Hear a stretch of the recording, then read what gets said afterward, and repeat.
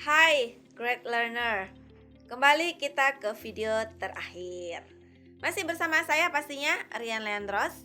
Dan di video terakhir ini kita akan membahas testing-testing lain dalam SDLC.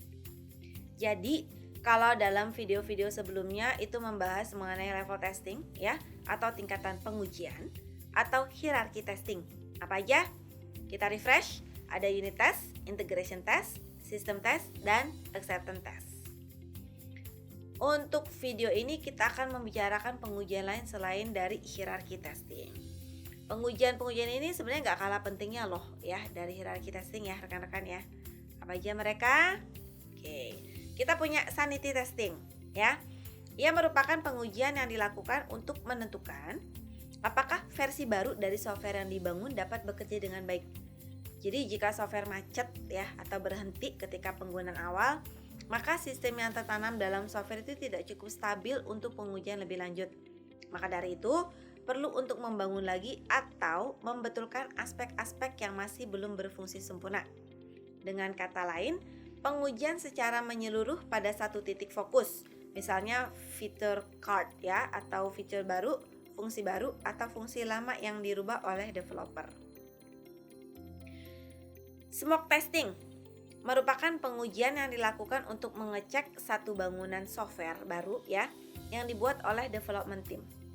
Proses pengujian ini biasanya dilakukan sebelum para quality assurance tester memulai rangkaian pengujian. Smoke test atau pengujian asap ya akan memeriksa bahwa tidak ada cacat pada software yang akan mencegah tim quality assurance tester melakukan pengujian secara mendetail. Setelah fase pengujian ini dilakukan, para quality assurance tester akan mengambil perannya untuk memastikan bahwa bangunan software itu telah stabil. Oke, dalam smoke testing, kasus uji yang dipilih mencakup fungsionalitas atau komponen sistem yang paling penting. Tujuannya bukan untuk melakukan pengujian yang mendalam, tetapi untuk memverifikasi bahwa fungsionalitas kritis dari sistem bekerja dengan baik. Sebagai contoh yang tipikal ya adalah verifikasi bahwa aplikasi berhasil login, sign up, posting, logout atau fitur utama yang required ya. Periksa apakah GUI-nya responsif dan lain-lain. Next kita punya regression testing. Ini merupakan jenis pengujian yang dilakukan untuk memverifikasi bahwa perubahan kode pada software tidak mempengaruhi fungsionalitasnya sebagai produk. Regression testing akan memastikan produk berfungsi dengan baik sesuai dengan fungsionalitas baru yang dipasang, perbaikan bug, atau perubahan-perubahan fitur yang ada. Singkatnya, tujuan utamanya yaitu untuk meminimalisir bug yang mungkin akan muncul setelah adanya pembaharuan fitur pada software. Terus kita punya stress testing ya. Ini merupakan pengujian yang dilakukan pada sistem atau software yang dilakukan oleh quality assurance tester untuk memeriksa bagaimana dan kapan software ini berhenti atau gagal, atau dengan kata lain ini dilakukan untuk mengetahui sekuat apa sih sistem tersebut menampung data ya dengan cara melakukan hit dummy ke sistem menggunakan tools.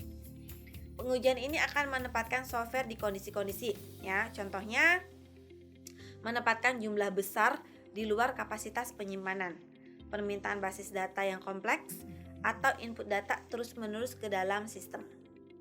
Ya, bisa lihat contohnya di layar itu ada volume per hari. Mungkin normalnya dia di situ aplikasi A 200.000, tapi sebenarnya normalnya aktualnya adalah katakanlah 50.000. Tapi kita harus membebani sistem dengan lebih dari yang normal. Maka itu ada stress testing. Oke. Next kita ke usability testing. Dia merupakan pengujian untuk menjamin bahwa sebuah software sudah user friendly atau ramah digunakan oleh user. Beberapa pengujian yang dilakukan antara lain memastikan interface yang dibangun sudah sesuai dengan ekspektasi yang diinginkan oleh user. Beberapa hal yang dinilai dari pengujian ini antara lain efektivitas, efisien, kemudahan, dan juga menyenangkan. Oke, bisa lihat di layar usability testingnya ditandai dengan lampu lalu lintas ya, lampu warna-warni. hijau itu oke, ya, kuning warning, merah itu perlu perhatian lebih. Kita punya performance test ya, adalah integrasi dan usability test yang menentukan apakah sistem dapat memenuhi kriteria kinerja berbasis waktu seperti response times atau throughput ya. Performance testing ini merupakan terminologi atau istilah yang digunakan untuk menguji stres dan load software secara bergantian. Performance testing digunakan untuk mengecek apakah sistem sudah memenuhi performance requirements. Berbeda tingkatan performance sebuah software, maka alat yang digunakan untuk testing stress dan loadnya itu pun akan berbeda pula. Ya, bisa dilihat di layar output dari testing ya, dari performance testing. Oke, sip. Ternyata ya banyak juga ya testing atau pengujian lain di luar hierarki testing. Sebenarnya ada juga yang tadi disebut di video sebelumnya, ada alpha dan beta testing ya. Kurang lebih sama, mirip-mirip dengan UAT. Oke.